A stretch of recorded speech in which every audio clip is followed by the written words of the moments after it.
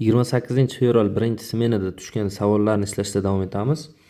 Keyingi savolimiz bu masala. Oralardagi masofa 275 km bo'lgan A va B shaharlardan bir vaqtning o'zida bir-biriga qarab mototsiklchi va velosipedchi yo'lga chiqdi. Velosipedchi 15 daqiqa dam olib, mototsiklchi tomon yo'lni davom ettirdi deyapti. Shu yerda bir narsani tushunishimiz kerak.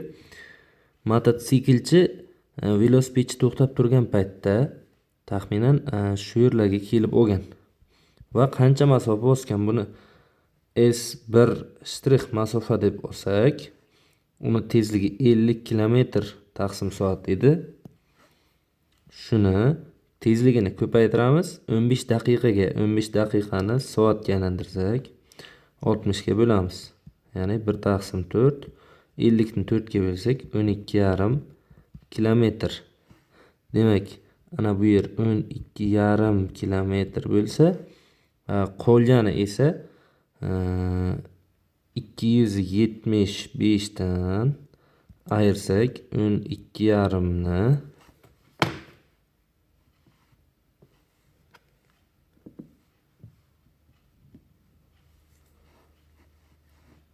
262,5 kilometr bo'ladi.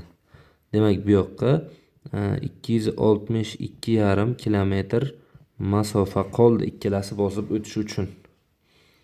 Endi T uchrashuv vaqti deymiz. 262,5 kilometrni tezliklar yig'indisiga bo'lamiz. Ya'ni 50, birinchisining tezligi, ikkinchisining tezligi 20. Teng 262,5 ni bo'lsak 70 ga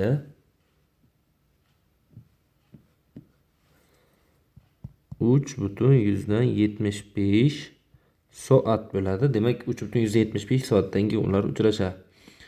Ular uchrashgan paytda mototsiklchi bosib o'tgan masofani topish kerak ekan.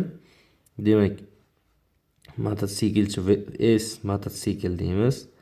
Avval 12,5 kilometrni qo'shamiz. Sabab birinchi velosipedchi dam olayotgan paytda 12,5 kilometr masofa bosib o'tgan edi mototsiklchi. Ana endi u 50 kilometr taqsim soat tezlik bilan yana 3,75 soat yurdi. Demak, 3,75 ni 50 ga ko'paytirsak 187,5 bo'ladi. Unga 12,5 ni qo'shsak 200 kilometr bo'ladi.